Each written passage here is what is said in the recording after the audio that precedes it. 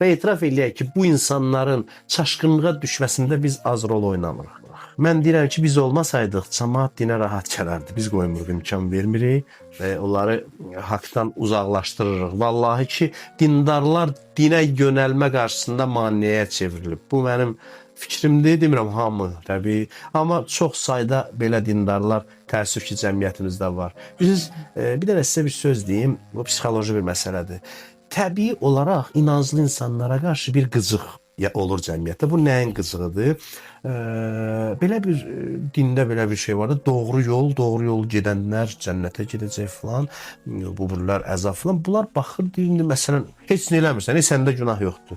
Deyir, bunlar görsə yaxşıdırlar da, biz cəmaət hamı cəhənnəmlidir, bunlar saqqal saxlayıb məscidə gedib, nə oldular, məsələn. Bu bir təbii bir hissdir və biz öz bəzən təkəbbürlü görünən davranışımızla bu qıcığı daha da dərinləşdiririk. Ona görə 2 qat gərək sən təvazökar, rəhimli, mərhəmətli olasan ki, bu təbii onsuz da bir qıcıq var, bunu artırmayasan. Sən çox çalışmalısan ki, o hissi uzaqlaşdırasan o insanlar. Dinin təbii dafiyəsi var. Onu biz öz davranışımızla o dafiyanı artırmayaq gərək. Bilirsiniz? Biz dinin özü ilə cəmaatı üz-üzə qoyaq, qarşı-qarşıya qoyaq.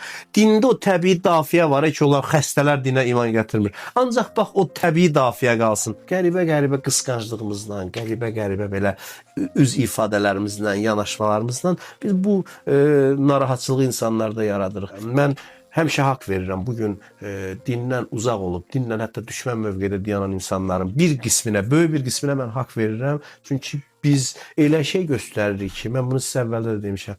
Mən demişəm, mən özüm fikirləşmişəm ki, məsələn, mən formallaşmasaydım, yəni bu din vasitəsilə, bu yaşda mən olsaydım, bu ağılla, bu mənzərəni görsəydim, mən bu dinə iman gətirməzdim, özümdən danışır. Mən belə, Allahın hidayəti var falan. Doğrudan da deyərdim ki, bunlardan sonra mən elə gedim, ağıllı həyatımı sürüm, normal insan kimi yaşayayım da. Yaslarımızda, toylarımızda, tədbirlərimizdə, nə bilim, vallah, belə şeylər görürəm mən ki, dəhşət məni bürür.